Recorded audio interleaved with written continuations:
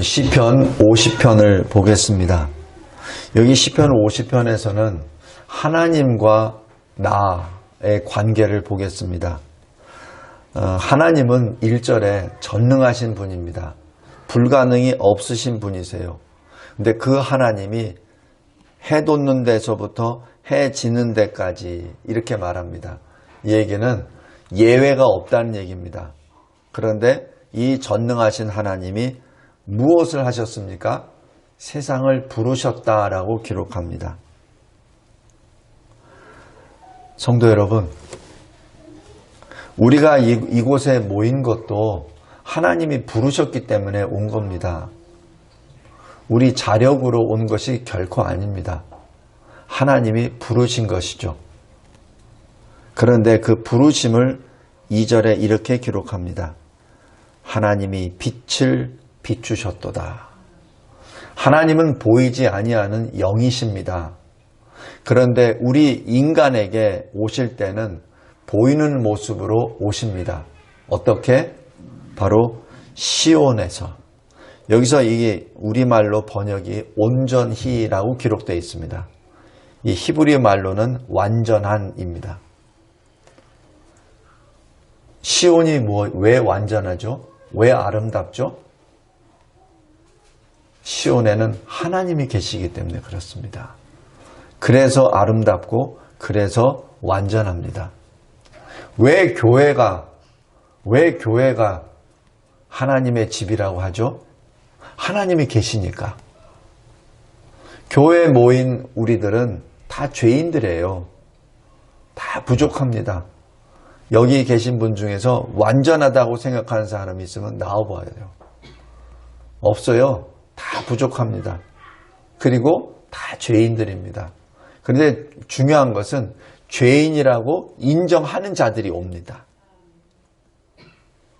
자기가 죄인이라고 인정하지 않는 자는 이곳에 안 옵니다. 못 와요. 오늘 여기 2절에 왜 시온이 완전합니까?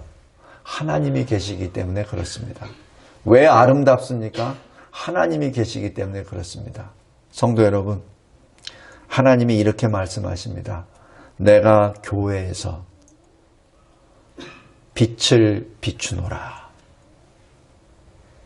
그래서 교회가 이 세상의 빛입니다. 마태복음 5장에 너희는 세상의 빛이라 라고 하시는 것이 바로 그겁니다. 교회는 건물이 아닙니다.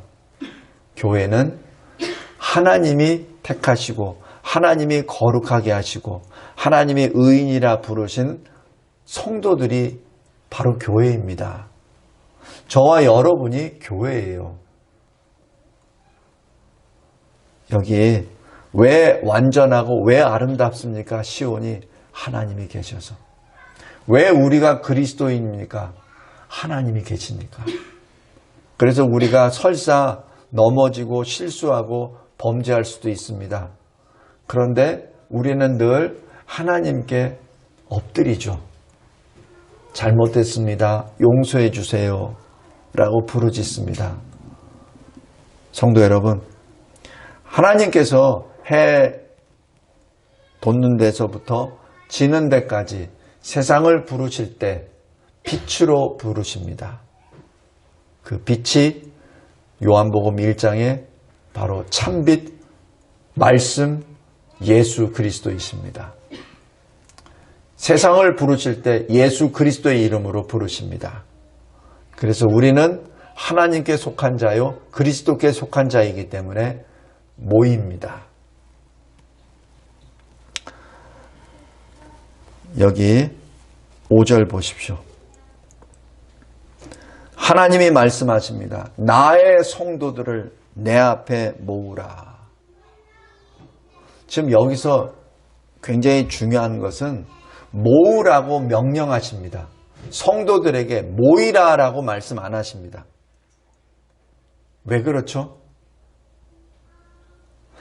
거룩하신 하나님 앞에 스스로 자력으로 올 사람은 아무도 없습니다. 아무도 없어요. 그래서 명령하십니다. 내 성도들을 모으라. 우리가 하나님 앞에 온다는 그 자체가 은혜의 장에 들어왔다는 사실입니다. 어제 진짜 2년 만에 우리 복음학교를 처음으로 캘리그라피 교실이라는 이름으로 해서 처음으로 오픈을 했습니다. 전도지를 한 180장을 학교 앞에서 다 돌렸어요. 몇 명이나 올까? 하나님 몇 명이나 보내주시겠습니까? 저는 믿음이 약해서 혹시 한 명도 안 오면 어떡하죠? 그럼 준비한 손길들이 있는데 하나님이 교회에 처음 나오는 2학년 한 학생을 보내주시고 2년 전에 왔다가 교회를 끄는 두 친구를 보내주셨습니다. 그리고 지금 올까 말까 씨름하고 있는 두 친구도 오고요. 여기서 5절에 내 앞에 모으라 라고 하는 것에 1차 그 말을 듣는, 명령을 듣는 사람은 하나님의 천사겠죠. 근데 모으라 라고 하는 그 듣는 사람 중에 또 누가 하겠습니까?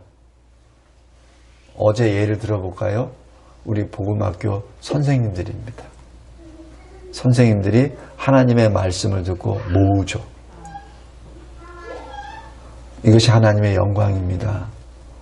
하나님은 하나님의 말씀에 순종하고 한 걸음 한 걸음 행했었던 우리를 기억하시고 보좌 앞에 섰을 때 그것을 기억하십니다. 제가 누차 말씀드리지만 열왕기 역대상 하 잘 보십시오. 수많은 왕들이 다 있었습니다. 그러나 하나님이 보시는 것은 그 왕들이 얼마나 나라를 강하게 만들고 백성들을 잘 먹이고 하는 거기에 관심이 없으세요. 그 왕 개인이 하나님과 어떤 관계가 있는지 그것을 보십니다.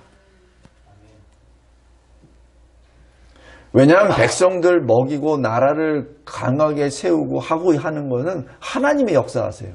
하나님이 그 순간으로 다 역사하실 수 있는 겁니다. 하나님이 보시고자 하는 것은 바로 그의 중심 마음입니다. 다윗을 잘 보세요.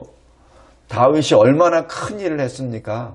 나라를 통일하고 과거에 어떤 그 여호수아가 받은 그 하나님의 명령을 거의 다 성취한 왕입니다. 다윗이. 가나안 땅에 들어가서 내 발로 밟는 곳을 내가 너에게 주었다라고 하시는 그 말씀을 성취한 사람이 다윗이에요. 그런데 다윗을 하나님께서 평가하실 때 그 말씀은 한마디도 안 하세요. 네가 내 말씀에 순종해서 이 이스라엘 땅을 잘 해서 너 참 수고했다. 눈을 헤치고 잘 보십시오. 하나님이 그 말씀 하시는 게 있나? 네가 이스라엘을 다 통일을 했다. 참 잘했다. 한번 눈을 뜨고 한번 쳐다보십시오. 그 말이 있나? 이스라엘을 부강하게 만들었다. 써있나 보세요. 한마디도 없습니다.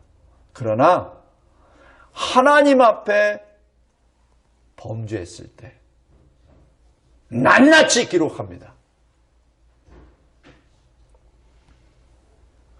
그리고 하나님의 언약궤를 앞에서 자기가 실수했을 때 낱낱이 기록합니다. 그리고 다윗이 하나님의 성전을 짓기 위하여 노력한 것 짓지도 못했어요. 아들이 지었지. 하나님이 말씀하세요. 너는 피를 너무 많이 흘렸어. 네 몸에서 난 아들이 세울 거야. 그때 다윗이 어떻게 했죠? 다윗이 손 털었나요? 아닙니다. 자기 아들이 성전을 지을 모든 것을 다 준비합니다. 그래서 실은 솔로몬이 지은 것이 아니라 다윗이 지은 거예요. 뭐까지? 설계도까지. 거기에 필요한 모든 재물 다 준비합니다. 나중에 백성들이 너무 많이 가져오니까 그만 가져와 할 정도로. 솔로몬은 아버지가 준비한 설계도에 아버지가 준비한 재물로 그냥 지었을 따름이죠. 그리고 짓는 사람 히람 왕까지도 다윗이 영향을 줍니다. 그래서 솔로몬은 두로 왕 히람의 도움을 받아서 성전을 짓죠. 그런데 하나님은 다윗에게 결코 말씀 안 하세요. 어떤 글을만 하냐면은 다윗이 준비하였더라. 그것만 기록합니다.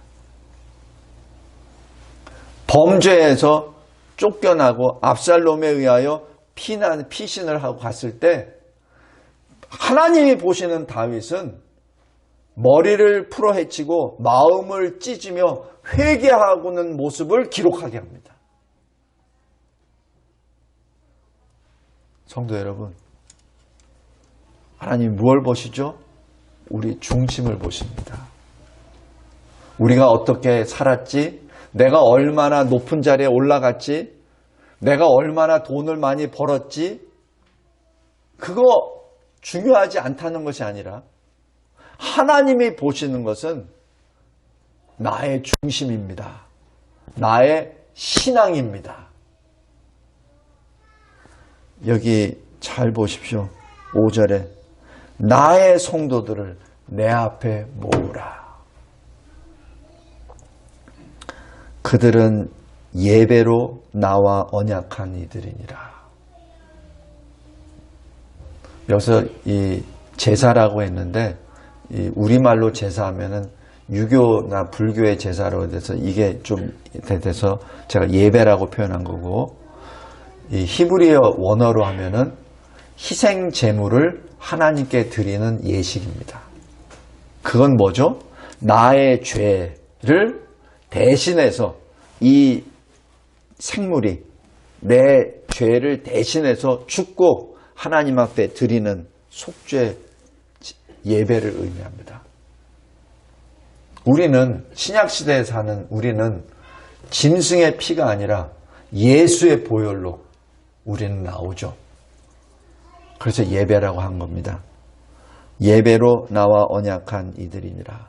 이게 뭐죠? 우리의 정체성입니다. 우리의 아이덴티티입니다. 우리는 하나님과 예수의 피로 언약을 맺은 하나님의 성도들입니다.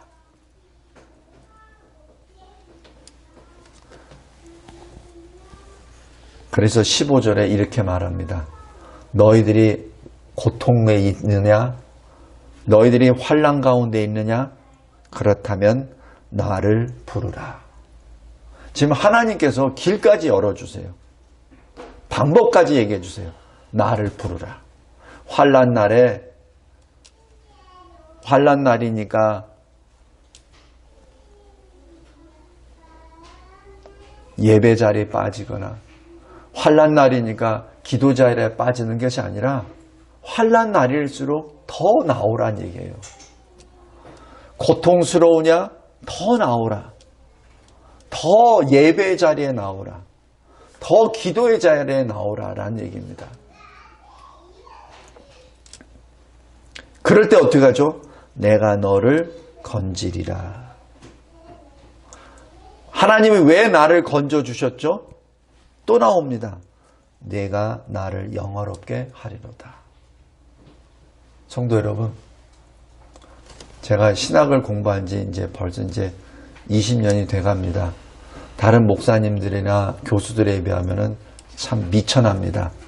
그런데 벌써 저에게도 성경을 공부한 지 벌써 신학교에 들어간 지 20년이 됐어요.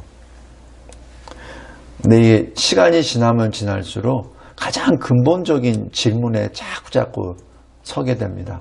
하나님이 나를 왜 구원해 주셨지? 나 같은 사람을 왜?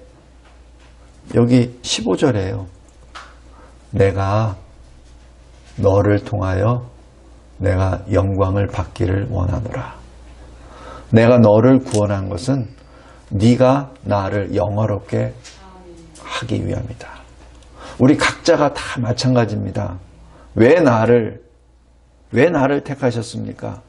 왜 이 사람은 아니고 납니까? 라고 했을 때 목적이 있어요. 아무 의미 없이 하나님께서 우리를 택하신 거 아닙니다. 성도 여러분, 우리 꼭 명심할 것은 내가 예수 믿음으로 구원을 받았습니다. 내가 천국은 내 본향입니다. Fine, 좋습니다.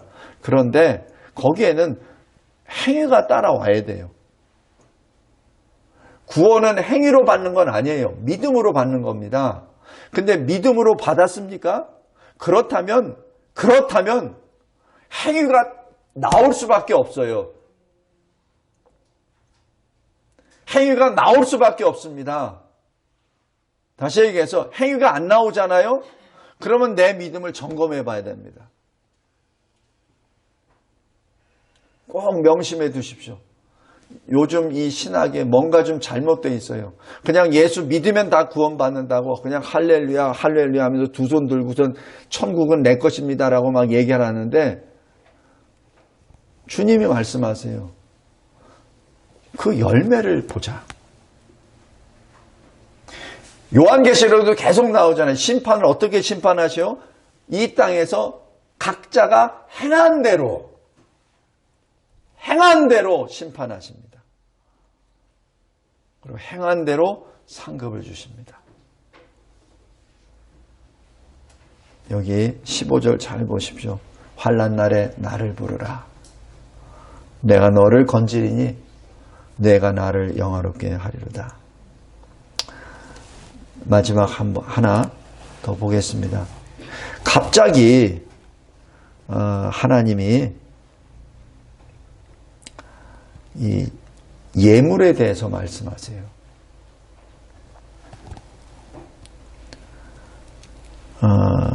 여기 8절에 나는 네 재물 때문에 너를 책망하지 아니하리니 너의 번제가 항상 내 앞에 있다 라고 말씀합니다. 그러면서 9절에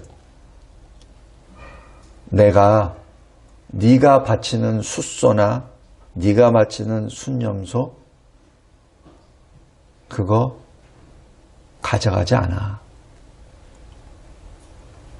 이게 뭐예요? 하나님이 돈이 없어서 교회에 헌금하는 거 아닙니다. 요즘 사람들이 이상하게 돼서 목사를 불쌍한 자로 보고 교회를 불쌍한 곳으로 보는데 그거 결코 아닙니다.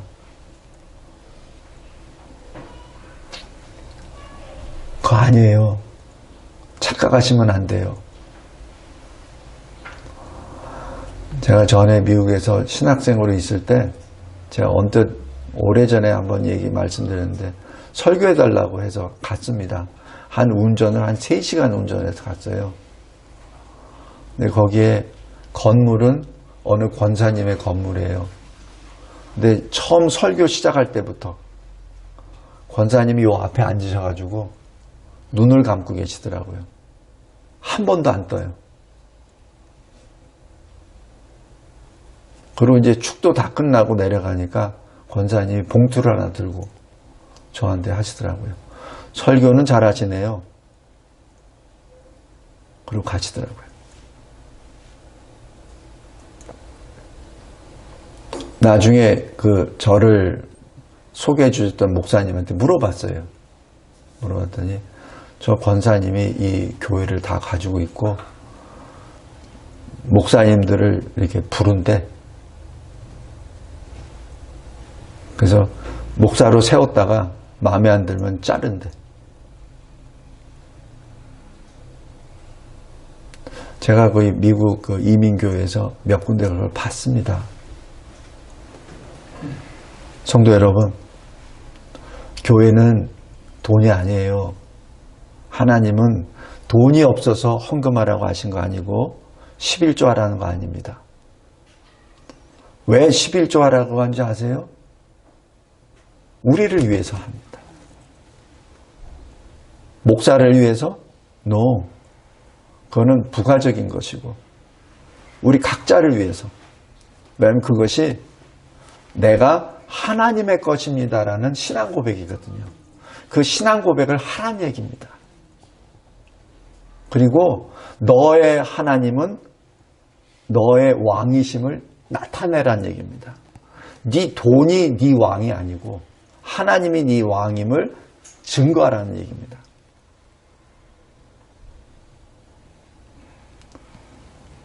여기 잘 보십시오. 하나님이 8절부터 13절까지 쭉 말씀하세요. 13절에 잘 보세요.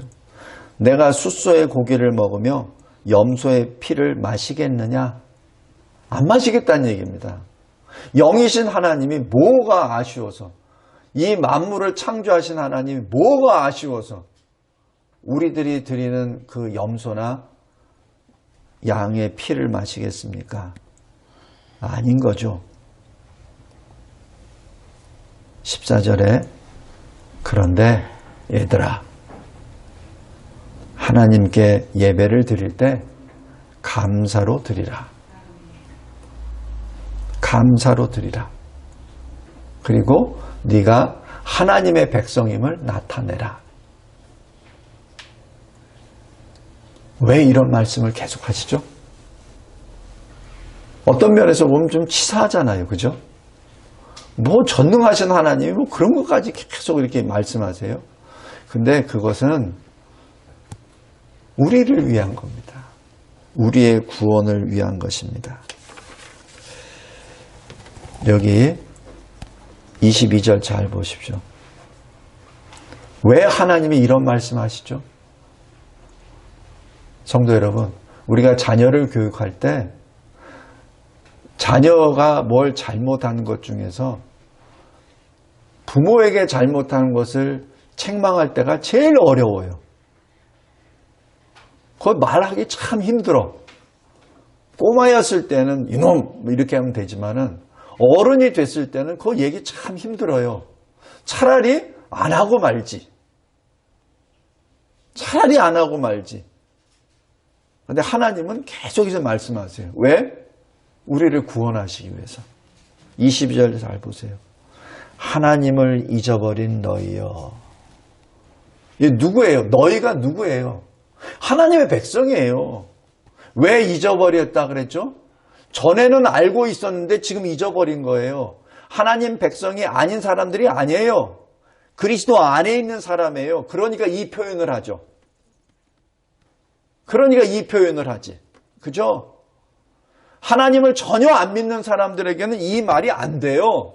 근데 하나님을 믿는 사람에게 얘기하는 겁니다. 그리스도인에게 말하는 겁니다. 성도에게 말하는 겁니다. 교인들에게 말하는 겁니다. 하나님을 잊어버린 너희여. 이제 이를 생각하라. 그렇지 아니하면 내가 너희를 찢으리니 건질 자가 없으리라. 이게 뭐예요? 잊어버린 상태에서 가만히 계속 있을 때는 어떻게 해야 되죠? 파멸입니다. 지금 하나님이 우리에게 주시는 말씀이에요. 그래서 23절 잘 보십시오. 감사로 제사를 예배를 드리는 자가, 여기서 이 희생제물이죠. 그러니까 감사로 희생제물, 하나님께 예배를 드리는 자가 나를 영화롭게 하나니 그의 행위를 옳게 하는 자에게 내가 하나님의 구원을 보이리라. 성도 여러분, 말씀 하나하나가 진리입니다. 여기서 뭐라고 했죠? 행위를 옳게 하는 자. 너희가 믿음이 있다고 생각하느냐? 믿음이 있다고 천국의 소망을 가졌다고 얘기하느냐? 천국의 시민권을 가졌다고 생각하느냐? 그렇다면 너희 행위를 보이라는 얘기입니다. 내가 하나님의 구원을 보이리라. 그 얘기는 뭐예요? 만약에 행위가 안 나타난다면 구원이 없다는 얘기입니다. 이걸 또 잘못 해석해서 행위로 구원을 받습니까? 아닙니다. 믿음으로 구원을 받아요. 그런데 믿음으로 구원을 받은 자는 반드시 행위가 따라옵니다. 행위가 없는 믿음은 그래서 죽은 믿음이라고 그러죠. 오늘 시편 50편 특별히 이 마지막 때에 우리가 입으로는 주여 주여 하면서 실제로 손과 발은 세상 사람들과 똑같이 행동합니다. 마찬가지 마치 이 세상에는 하나님이 안 계신 것처럼 하나님은 그냥 멀리 계시니까 내가 조금 숨겨도 모르는 척 내가 마음대로 내 편의대로 해석하고 적용하면서 하나님을 우롱하여도 하나님은 모르시겠지 멀리 계시니까 그리고 이 수십억 되는 이 인구를 다 통치하시는데 나 정도야 하나님은 말씀하십니다. 하나님을 잊어버린 너희여 이제 생각하라. 하나님 아버지 감사하고 감사합니다. 하나님께서 주시는 이 귀하고 그리고 엄유하신 생명의 말씀 감사드립니다. 우리가 그리스도 안에 있다고는 하지만 하나님을 잊어버린 듯한 그러한 행위를 한 것에 대하여 주님 앞에 엎드려 회개하나이다. 하나님, 저희들의 마음이 다시 주께로 향하게 하여 주시고 더욱더 주님께 가까이 나아가 주님과 연합된 참된 그리스도인으로 참된 성도로 걸어가게 하옵소서. 예수 그리스도의 이름으로 기도드리옵나이다. 아멘.